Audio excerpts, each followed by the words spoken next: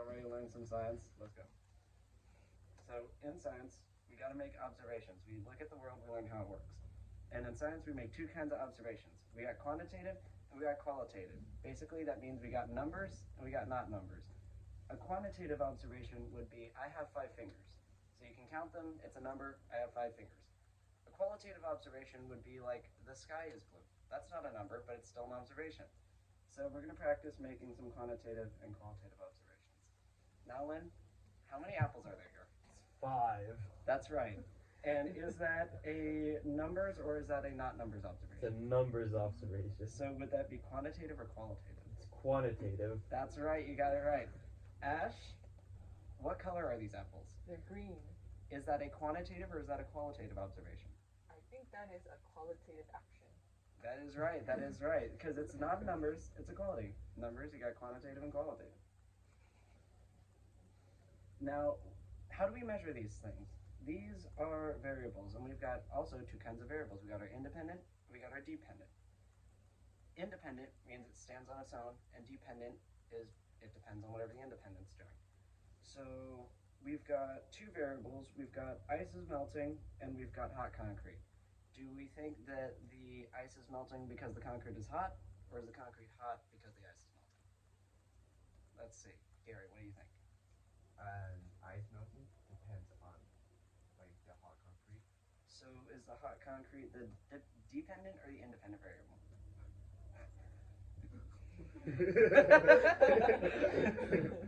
Independent. That's right, because the concrete is independent of the ice melting. It's hot whether or not that's happening. All right, cool. You got your variables now. So when we ask a question in science, it's called a hypothesis. And a hypothesis is always if an independent thing is happening, then dependent is happening. If concrete is hot, then ice is melting. If you don't water a plant, it's gonna die. If then. There are other good questions in science, like why is the sky blue? Is a great science question, but it's not a hypothesis because it's not an if-then question. Because hypotheses have to be testable. If it's anything, you have to be able to test a hypothesis. That's what makes it, and then we can do science with it. Now, when we measure things in science, we got to use our quantitative observations. We got to use units with it, and converting between units is just multiplication and division. There's 2 cups and a pint, so if I have 6 pints, I will know that in cups divided by 2.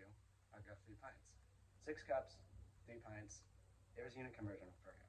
So we're going to bring back our apples from earlier. We've got 3 bushels of apples, and each bushel has 5 in it.